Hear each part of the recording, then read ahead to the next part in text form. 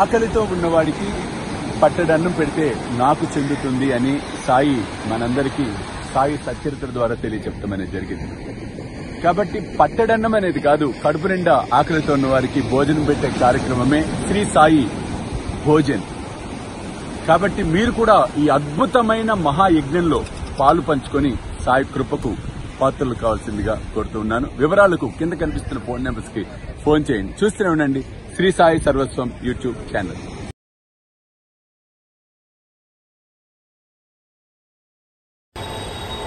రెండో వర్తకుడు వద్దకు వెళ్ళాట, బాబా నాకు నూనె కావాలయ్యా అన్నాడు. రెండో వర్తకుడు కూడా అదే అన్నాడు, లేదు బాబా నూనె లేదు, ఏమీ లేదు, ఓ బాబా పో అంటే బాబా అన్నట్ట. అల్లా అచ్చాకరేగా అన్నాడు. చెల్లించారా బాబా, అది మనం అలవరుచుకోవాలి. ఇవాళ మన పరిస్థితి ఏమవుతుందంటే సుఖం వచ్చినప్పుడు ఉప్పొంగిపోతాం, దుఃఖం వచ్చినప్పుడు కృంగిపోతున్నాము.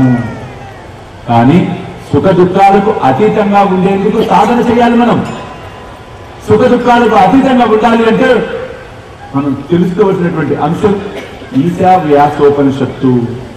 దాసగర్ మహారాజ్ గారి ద్వారా బాబా మనకు అందించినటువంటి ఆ గొప్పటి సత్యాన్ని మనం అర్థం చేసుకోవాలి. ఆ ఉపనిషత్తు ఏం ప్రవర్తిస్తుంది? సుఖం వచ్చినా దుఃఖం వచ్చినా ఏదైనా భగవత్ ప్రసాదంగా స్వీకరించు.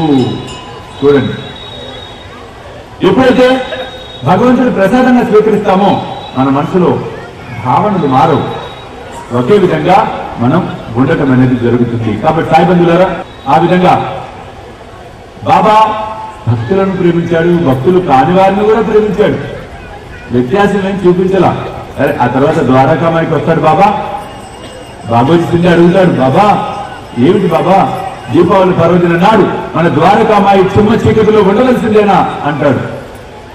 బాబా నవ్వుతాడు, వారి పని వారు చేస్తే నా పని నేను చేస్తానురా అన్నాడు బాబా. వెంటనే అక్కడ డొక్కుందిట, ఆ డొక్కులో 5-6 నూనె బిందువులు ఉన్నాయట, అందులో నీళ్లు పోసాడట బాబా. వాటిని నోట్లో పోసుకున్నాడట, పుక్కిలించి మరలా డొక్కులో పోశాడట. అక్కడున్న ప్రమిదలన్నిటిలో ఆ నూనె పోశాడట, ఒత్తులు వెలిగించాడట బాబా. చూడండి, దేదీప్యమానంగా ఆ దీపాలు వెలగటం అనేది జరిగింది. ఆశ్చర్యపోయారు అందరూ. ఎవరికి వాళ్ళు రియలైజ్ అవుతారు అంటే తెలుసుకుంటారు సత్యాన్ని. వచ్చి బాబా పాదాల మీద పడతారు, బాబా మమ్మల్ని క్షమించదేవా, అజ్ఞానంలో మేము ఇట్లా చేశాం బాబా, మమ్మల్ని కాపాడు బాబా. చూడండి, అంటే కథ ఎందుకంటే మనకి చెప్పుకోవాల్సి వచ్చింది, బాబా మనపై ఎంత కృపా దృష్టిని దయా దృష్టిని ప్రసరింప చేస్తూ ఉంటాడు అనడానికి నిదర్శనం ఇది. అందుకే ఇక్కడ మనం చెప్పుకుంటున్నాం. వేలాది మంది సాయి భక్తులు ఎదురు చూస్తూ ఉన్న ఘడియలు మరలా రాబోతూ ఉన్నాయి. స్వామీజీతో షిరిడి యాత్ర సెప్టెంబర్ 5 గురువారం నాడు బయలుదేరతాం. సెప్టెంబర్ 6, 7, 8 షిరిడిలో వేలాది మంది సాయి భక్తులతో ఈసారి ప్రపంచవ్యాప్తంగా ఉన్న సాయి భక్తులందరినీ కూడా మేము ఇన్వైట్ చేస్తున్నాం ఈ గొప్ప కార్యక్రమానికి. కాబట్టి మీరు నాతో రావాలి, ఈ యాత్రలో పాలు పంచుకోవాలి అనుకుంటే త్వరితగతిన కింద కనిపిస్తున్న ఫోన్ నెంబర్స్ కి ఫోన్ చేసి మీ టికెట్స్ రిజర్వ్ చేసుకునే ప్రయత్నం చేయండి.